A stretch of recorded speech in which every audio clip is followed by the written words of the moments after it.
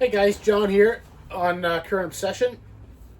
I wanted to talk to you today about bow thrusters, bow and stern, but for now just bow thrusters. I have a 400 Sea Ray sedan bridge that is a 1998, and that model did not come with a bow thruster. I guess they were designed as ocean boats, and maybe they thought that, in that time frame, people use the boats differently than they use them today, and maybe a bow thruster wasn't seen as something necessary until you got into larger boats. But this one doesn't have one, and I found myself a few times in some pretty awkward, scary situations where you panic and things go wrong in a heartbeat, as you know. Um, I've gone nicely into a slip, and then all of a sudden the wind picks up at the wrong time and your bow starts to go, and I've clipped other boats doing so, and it's not a good feeling, having to hit someone else's boat and then having to go over and apologize and all that. It just is not what you want. And a boat this size I can maneuver very well most times. I always, though, watch the winds whenever I'm going to go out. What are the winds this weekend? Where are they from? If we're out and we think we're going to come back to the boat, what are the winds coming back? Are the dock hands still working at this time of the night, or do we have to get home now so we can get docking assistance? And I would rather not. I'd rather be self-sufficient and come in and be able to dock the boat without any issue. And also, if we wanted to plan on doing the locks, the coming on and off the wall at locks, if you don't have a thruster, can be awkward or difficult. And if your significant other is on the boat and they don't have the skills of, they're not very nimble and they can't jump off the boat to grab lines and whatnot, and we don't want that to turn into a bit of a tragedy or, an unwanted event. So I decided to look into thrusters for the boat. So I looked at putting in the traditional drilled tunnel through the hull, and because most people would say that's what you should do.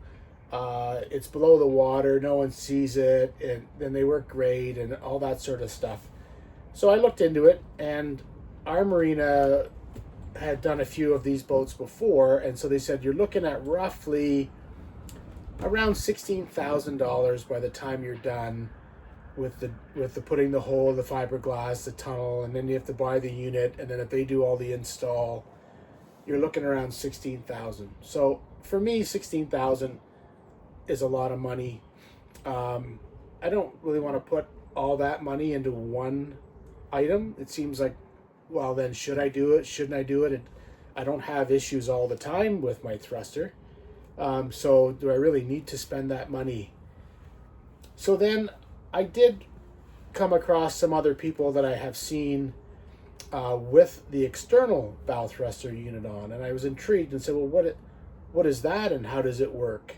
And then I got some good responses from those people, so I decided I'm going to investigate. So I went and I watched some YouTube videos of some people who have installed them already through Powerboat Television, and I thought, yeah, that's what I'm going to do. That the price point is about a third of the cost of an install.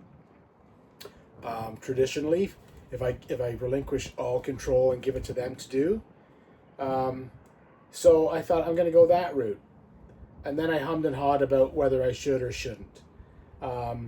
Anyways, I decided I was going to do it. So just before, roughly around Christmas time, 2025, I decided I'm going to do it. SideShift is the name of the company.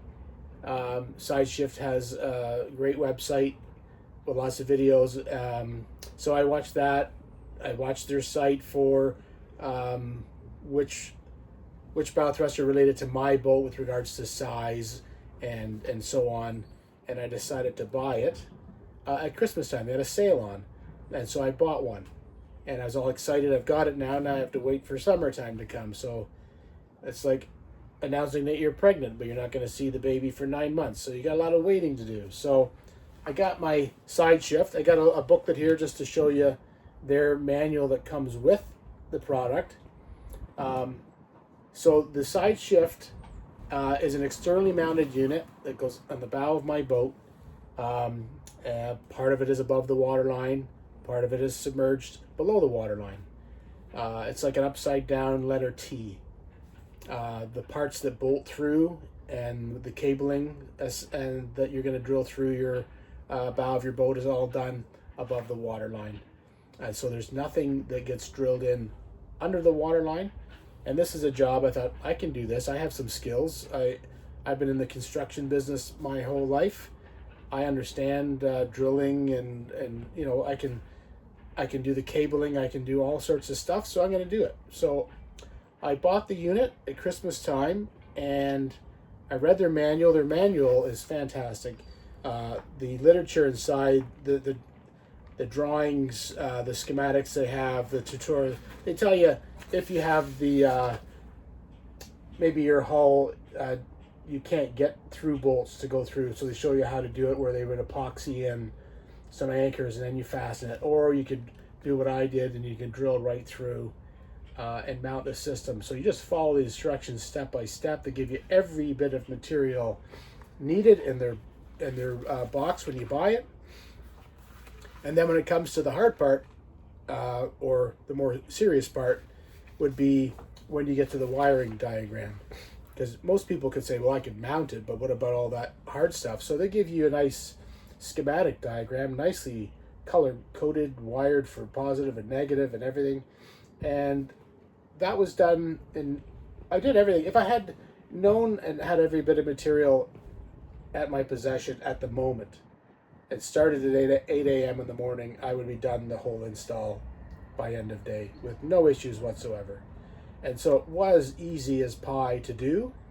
It's the not knowing at first what you're up against and the apprehensiveness and maybe I should do this, maybe I should do that. Oh yeah, I have to do this.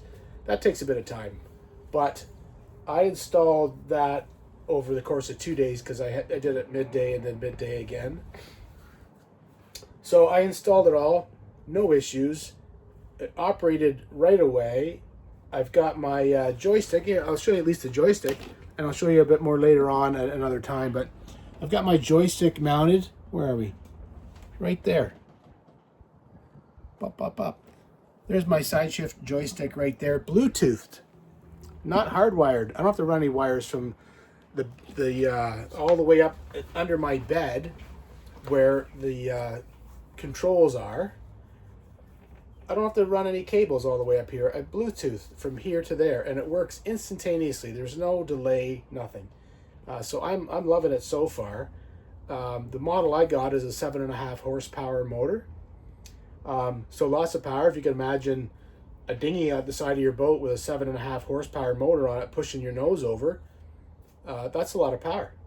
So when I brought the boat over, silly me, when I was excited about putting the boat in the water, I forgot I should have went under my bed where my equipment is and turned my off switch to on so that my bow thruster would operate on launch, but I did not.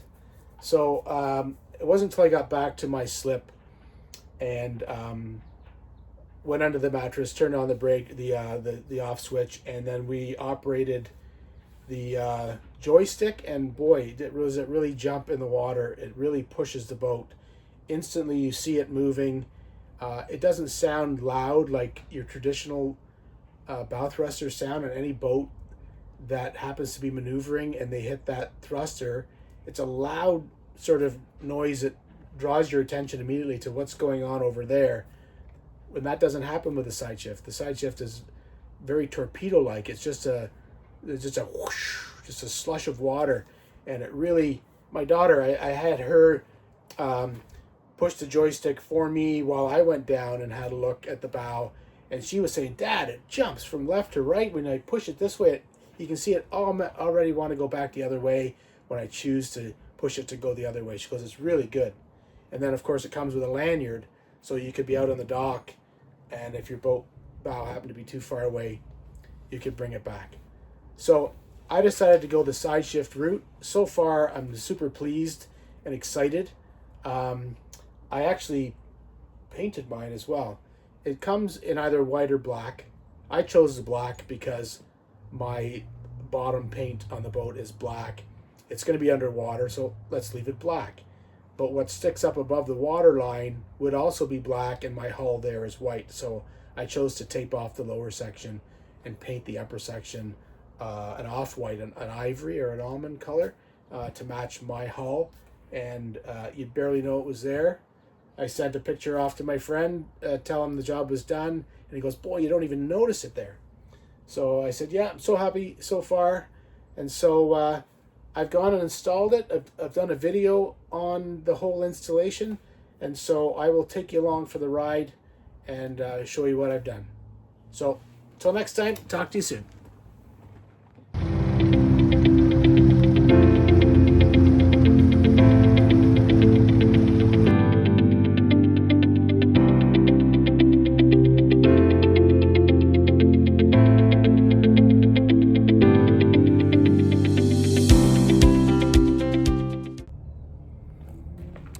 Hey guys, I've got the bracket here to mount on the front of the bow here, which is positioned about 2.5 inches up from our water line. I can find my water line right around there. So we're going to go up about 2.5 inches, put it in place. I've already marked my 2 circles right there. We're going to drill through, just like that.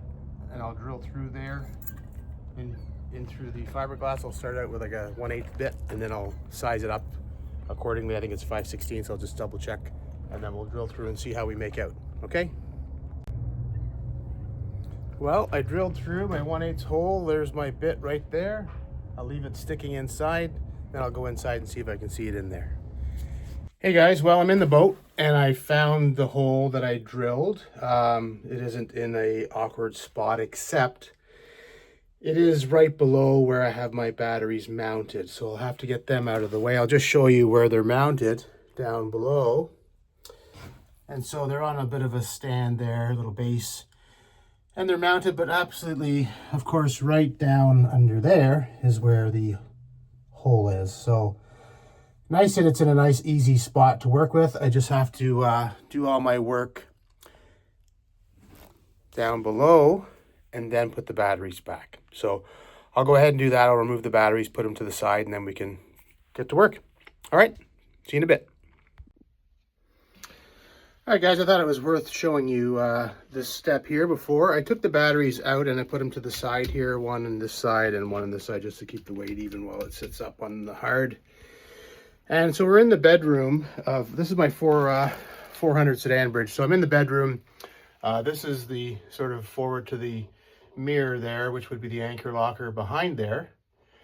And down underneath the bed is my air conditioning unit. And forward of that is just a storage facility.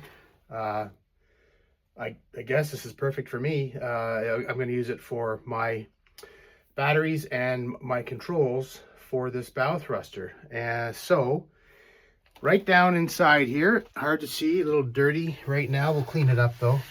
Right there is where my drill bit came through.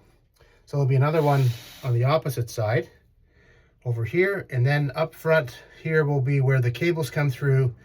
And a little higher up is where the bolt will come through to mount the very top of the unit as it gets mounted. And it'll be sort of a tripod effect, triangular support where we have the lower drill bit here, another one on the opposite side of the hull, and then dead center up top. So that'll be nice and solid once it's in. So I thought it was worth showing you that bit instead of showing you the finished product. We'll get you to see every part of it. All right. All right, guys, so that was good news, good success. So now what I'll do is I will remove this drill bit here, drill the other one, and then I'll take a larger bit and step it up to the actual size, which I believe is 5/16. Again, we'll double check. So I will get going on that.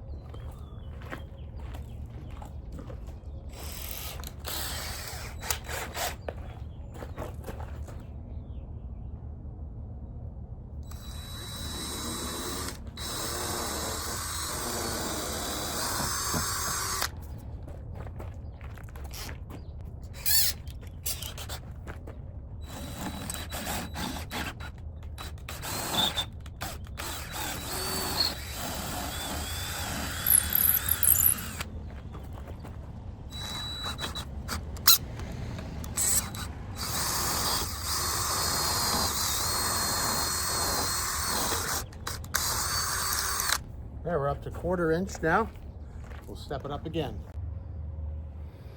All right, guys, I got my holes drilled, my 5/16 holes. I got my bolts that I made sure they go both inside there.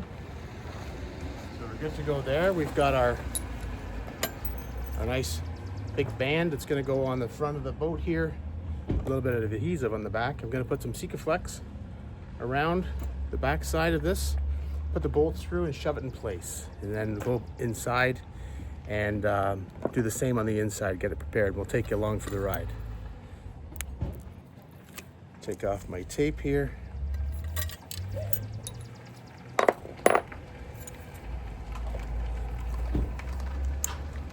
Put on my Sikaflex. Very thick. All around the hole.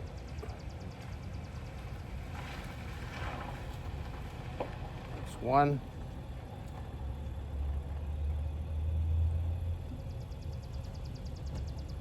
All around the hole for two. There we go. Get my finger wet so it doesn't stick to myself. Probably should put some gloves on. Bolt number 1 and number 2.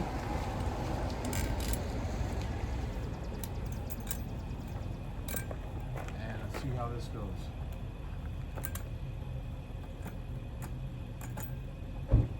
I'm sure I have to do this a different way.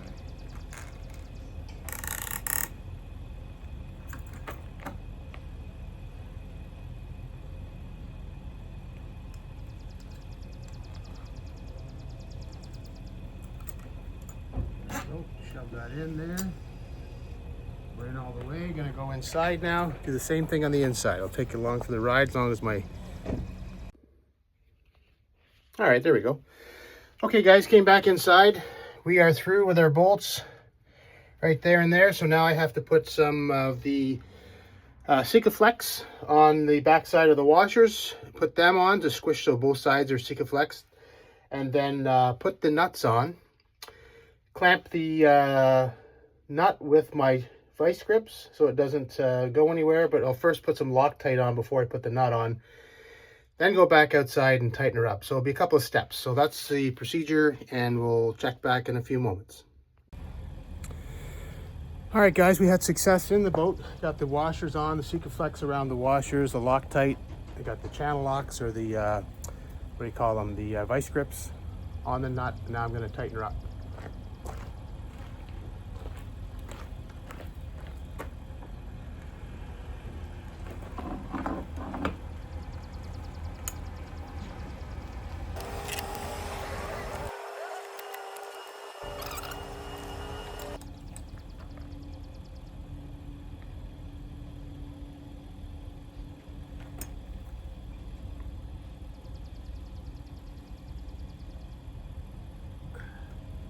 There we go. Very nice. I'll run back inside, move the vice grips over.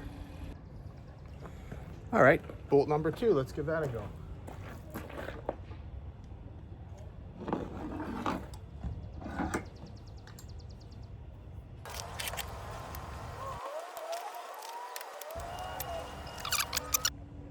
I think the channel locks came off, and go fix that. All right, got her fixed up, went inside, put the vice grips back on, tighten her up. Now she's good and solid. And now I can mount the actual thruster to the boat. Exciting. All right, guys, I mounted the unit to the boat with just a single bolt. Then cut off the excess bolt and make sure you cut it right flush. So that this sleeve, this collar can come down over top. Now that it's on, I've marked it out with masking tape so that when I do drill through for my power cables for the motors, which are down here, I'm within this this cowling. And so that's what I'm gonna do next. Take this off, drill through, push my wires through with Sikaflex on them, and I'll video that whole process as well. I'll take this off and get to it. All right, guys, I got the holes drilled for the power cables. 1/2-inch holes, got them in there nice and slack, lots of room inside. So now I'm gonna put some Sikaflex on here and shove them in and make sure the Sikaflex gets right in there. Gonna put on some gloves this time so I don't get it all over the place, even though I'm a little bit too late to the party for that. I will do that and let you see how that goes. After that process, I can put the cowling on and put the final bolt in the top, and that'll be all that's required for the outside. Maybe a little bit of wiping, obviously a little bit of wiping for the bit of mess that I made with the Sikaflex, and making sure everything's nice and clean and neat and tidy so it looks good for everyone to see. Although we're hoping not to see it when it's in the water. So here we go, a bit of Sikaflex.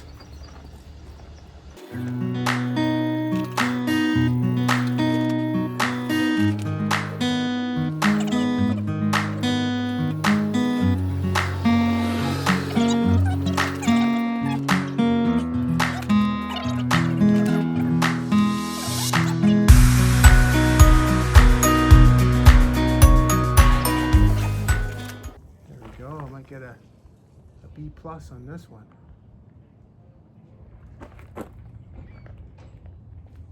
There we go. All right, that looks pretty good. So I'll go ahead and put that cowling on, drill the hole, and I'll bring you along for that one in 1 sec. All right, so that's bolted on now, solid. Now I'm gonna drill a 3/8 hole through the top. So let's hope my bolt is long enough, my drill bit.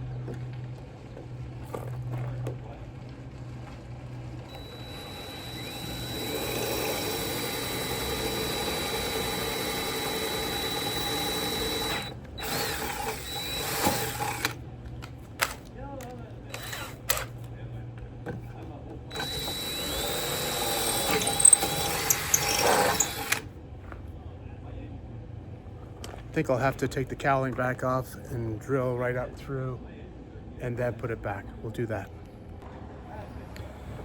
All right, guys, put the bolt in, put some Sikaflex in, Loctite the inside, tighten it all up, all in, all installed.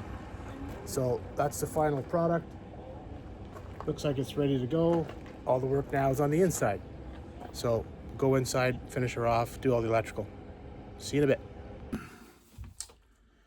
Hey guys, little tight quarters here. I'm in the master bedroom here, the V-berth, and we're working on the thruster controls. We got the thruster mounted a couple days ago. I had some things to do and the weather's not the best. So I'm here on the inside now. I've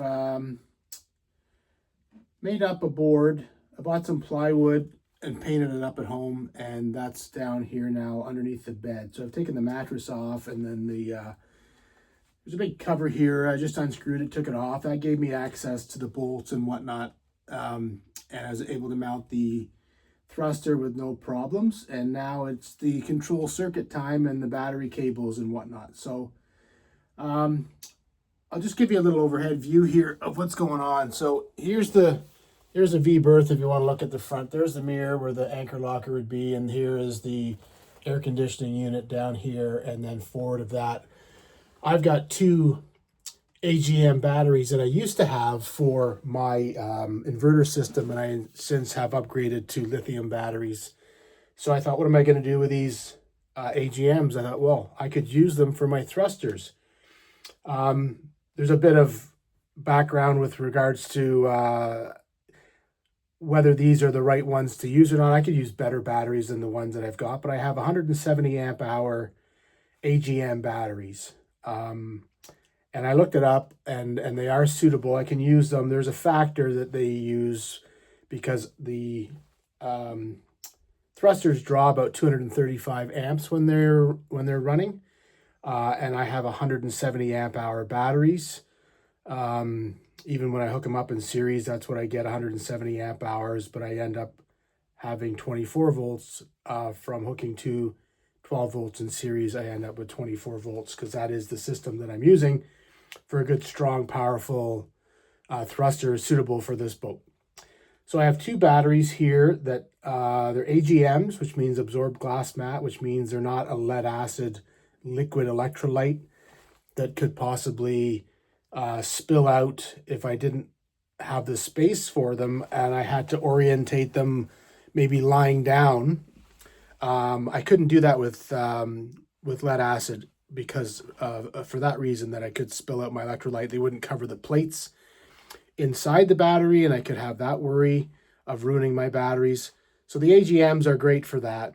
I have them. I've already paid for them a long time ago, so I might as well use them.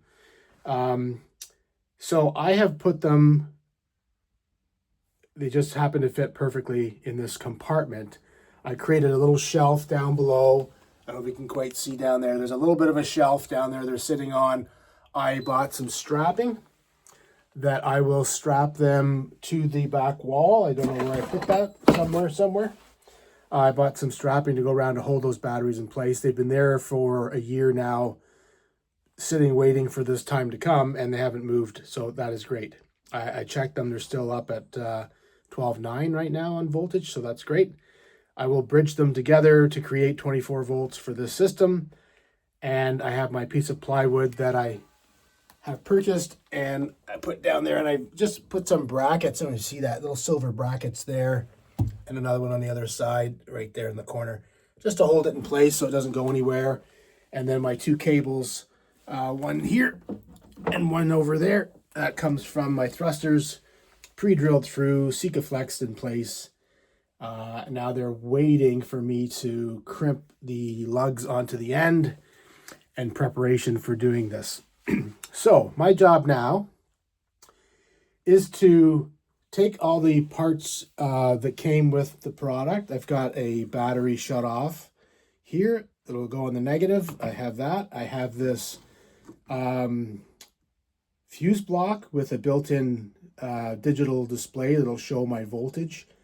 That has to go in, and then this control unit here, which allows for my M1, M2 connections at the top. My left lug at the bottom would be my negative from the battery, and the one on the right will be my positive supply from the battery. And then there's the three lugs on the front for the controls, and there's a control module which will allow for my joystick, which is still in the other room because that'll be the next project after I get this all done.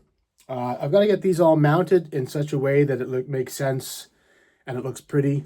I like it that way. If someone asks to see what I did or how I did it, I like it to look nice and professional.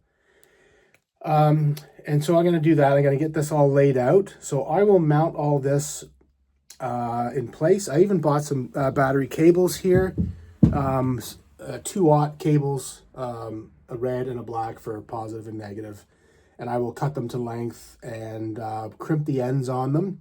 SideShift sends lugs. There's a whole box of lugs here that you can see, all these different lugs here. So they send all the right ones with a 3/8 post on them, and then they send this compression tool here. Not really compression, but you strike it with your hammer and it will compress the lug and the cables together. So I'm gonna give that a go, see how it goes. But that comes with the kit, which is fantastic. And then they come with this beautiful manual and step-by-step exactly how to go through the process for a do-it-yourselfer. Now if I flip through to the diagrams that they have in the book, my model is the SS350, which is the larger bow thruster model. There's stern thrusters similar, so I'll leaf through that until I come up to my system, where I've gone past it, of course, which shows 24 volts. And let's see where we are, 350 diagram right there. So there's the diagram provided. I'm just going to follow that diagram there with connections, so you can see how easy it is for you to follow. Just make your cable lengths, keep them to a minimum, because the longer runs of cable you have, then the more line loss you have, and that affects the functionality of your thruster. So you want to keep everything close to the front, which I luckily do have everything right, going to be right in that compartment. Right behind that is the thruster. And what you don't see and was not provided was a means of charging for these batteries. I'm going to provide a battery charger. I have it mounted. I don't know if it's worth showing you, but it's down by the air conditioner. I got it way down inside, all the way back. Oh, let's see if we can get down there. Right there. That is a NOCO 2-bank charger. 2 banks, meaning you can, one battery bank and another battery bank. Individually, you can charge them 12 volts. Even though I'm using this as a 24-volt setup, one bank goes to one battery, the other bank goes to the other battery, and I can individually charge them. And so I get a total of 10 amps of a charge from that charger, which means I get 5 amps per battery bank. So that is my charging process. I had a long enough cord to get up into behind my TV here. There's an outlet hiding around the corner, and that will be powered off my inverter. So I'll always have power to that charger, which is nice when you're out there using your thruster. You need it, and you're maybe only need it once, and so no big deal about charging because you only use it once in your outing. But maybe you're going to do the lock system, and in a day you're going to cover all sorts of locks. And when you go in and out of a lock, you might use your thruster quite a few times, and you want to make sure that that battery is providing full power to those thrusters. You don't want to start having low battery voltage and causing grief with your system. With any type of thruster, that would be the case. You want to have full power and proper size cabling for your ampacity, and then we'll discuss later on, once I get the joystick installed and we can actually use the system, I'll discuss about the proper usage, the holding time on the thruster. How long should you run that thruster? If so, how many amps does that draw, and what does that do to your system? So it's important, because if you didn't have that knowledge, you could easily ruin any thruster's ability by under voltage, overuse, not large enough wires, too far a distance so you had voltage drop. And so again, there's a bit of a science behind it. But once you get it all done and running, it should work for you, and you'll be happy with the system. So I'm going to go ahead and lay this out here where I think all these components should be, and then we'll get back together and I'll show you where we're going to go from there. All right, well, I've got 3 simple components mounted. Not exciting, but just the 3 of them are set right there. The module, the shutoff, and the fuse block with the digital display. I'm going to go ahead and measure the cable sizes and get them installed and in place so it looks a bit more like it's becoming something. All right, we'll see you in a bit. Hey guys, we are about complete here with the install of the controls for the battery and the cables and everything.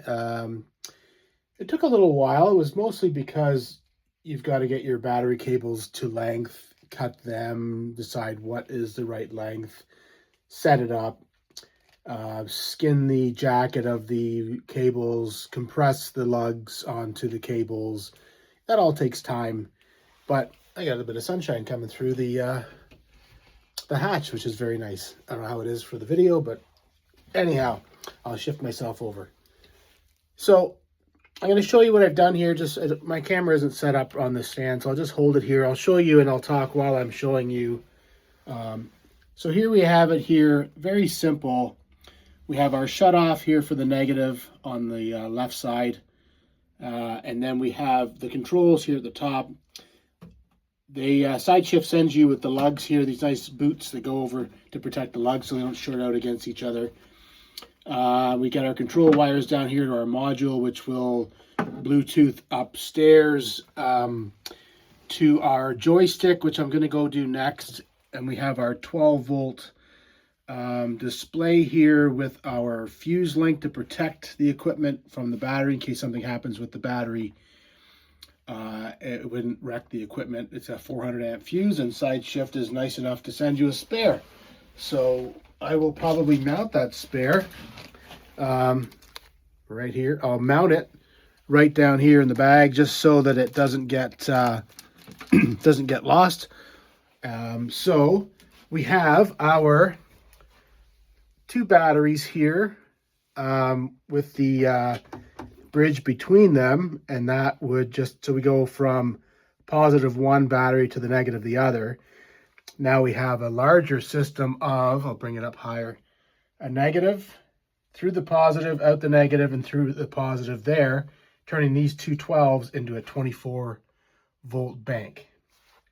So we've got a 24-volt system feeding this controller, which then these smaller cables here, M1 and M2 as they're labeled, motor 1, motor 2, they go outside and they go right to the thrusters. So they're mounted on the back side here, and then the positive terminal to the controller goes here, and the negative here back to the battery through a shutoff. So if I turn on this switch, you'll see my battery display goes to, you can see it there, 26 volts, showing where my batteries are this time of year in the spring. I have no charge ability on them right now because I'm not plugged into anything. I'm still on the hard.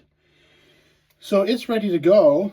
I'll end up putting some double-sided sticky tape on the back of this Bluetooth module, and I'll mount it down here so it doesn't get bounced around. I like it to be a bit neater. Have that right down there. All the fuses are in place. These are the battery charging cables from my no-code charger. There's one bank, two banks, so that's 12 volt and 12 volt feeding my 24 volt system. And this is the loop. All I did was buy cables from the marina. It cost me about $80 for these cables here. Nothing's cheap when it comes to cabling. So that's the expense that I had to incur. I already had the batteries. These batteries, if you were looking to think, well, I'll get AGMs, these ones here are about $400 a piece. And I just happened to have them left over because I changed over to lithium batteries.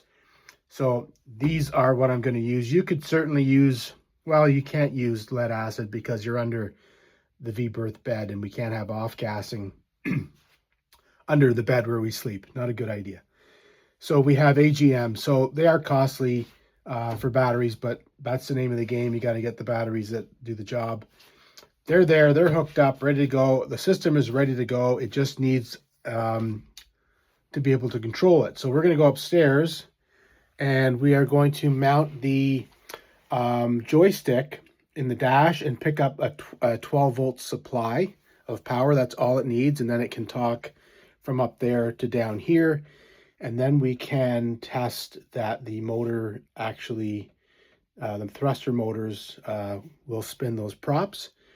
And then to make sure that we have the right direction of rotation of the prop, if I want to go to starboard, is it going to go starboard, or is it going to send me to port side? So if we need to fix that, if I've made a mistake on the wiring, down here are my 3 sets of connections. The center one's a 12 volt lead, and then all I would do is switch out the green and the blue and swap their positions. Simply spade connector, just pull them out.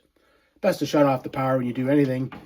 Shut that off, pull the green out, put it where the blue is, and put the blue where the green is, and then go retry again to make sure now you've got the right rotation of the props when you choose to go starboard or port. So let's go upstairs now, and we will install the joystick and see how that goes. See you in a bit. Hey guys, so now we're on the bow, we're not on the bow. We are at the bridge, at the helm here, trying to decide where I'm going to put my thruster, my toggle. And that is it there, Bluetooth control, very nice to look at. If I decide to go with a stern thruster at another time, I can get another joystick or get a dual. So I'll have 2 joysticks in one mount. So that might be the way I'm going to go, but for now we're going to put this one in. But there's a lot going on this dash here with regards to location. I got a lot of controls going on here, so where's the best place? So what I'm thinking is, when I'm standing at the helm, where would it be most comfortable to use? So I usually set my wheel in the center, rudder in the center, so I only use my shifters to maneuver the boat when I'm coming in to tight quarters. I next to never turn the steering wheel. So I could simply work the thrusters, the shifters, while standing at the steering wheel. And then if I have to, I could put my thruster off to the right and then simply leaning against the wheel, even for, for stability, I could reach over and use the thruster. So what I'm going to do I think is the best location to aesthetically pleasing and functionality wise, is I'm going to remove this Clarion. It's an old one. It's an old Clarion remote for my stereo system. I'm going to move that out of the way, and I will put the SideShift control right there so it's nice and visible, not down too low, and I've always got to, you know, squat down or scrunch down to get it. So I'm going to put it there, and right below this radar display at the very face here, I'll just bring it down, you're not even seeing what I'm talking about. Right there is my radar, and down on the floor is a 12-volt outlet.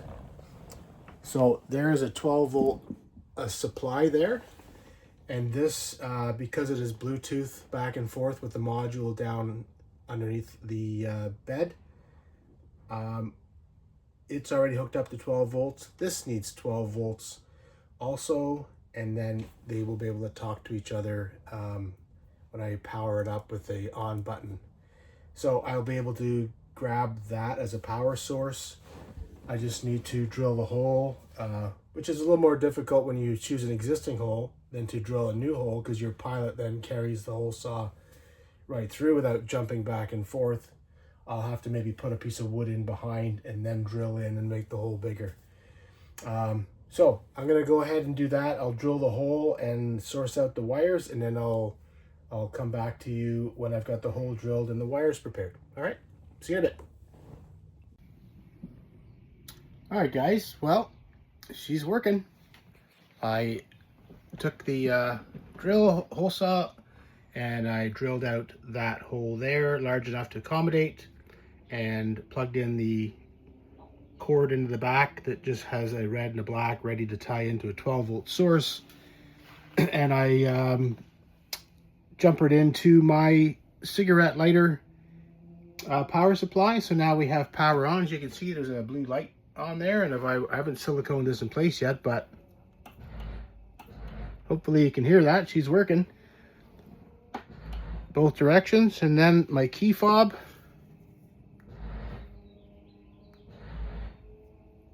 works perfect. Quite excited now. It's all powered up under the bed, which I'll go turn off before I leave here tonight, so that unattended, I don't like it to be unattended. There's no power supply or battery charging, so I will do that. I'll get that silicone in place, clean up all my mess, which is quite abundant, and vacuum up the mess. But I'm on the hard, there's no power nearby, so I don't know what I'm going to do. Probably a 200-foot extension cord, I guess. But anyways, so that is a great job done. Quite happy. If I didn't videotape it, it would have been a lot faster. So if I was to do it again, I would be that much quicker, probably do it in at least half the time. Not that you're going to do probably more than one, but when it comes to the stern thruster, if I put that in, it'll just be that much easier, and you won't be so worried about drilling into your boat when you know that the instructions they give you are perfect. So that's it for the stern thruster. All right, or sorry, the bow thruster. I'm quite happy. So I'll put another video out a bit later when we get into water and I can actually see it function, and I can let you guys see what I do with regards to docking and how it works for me.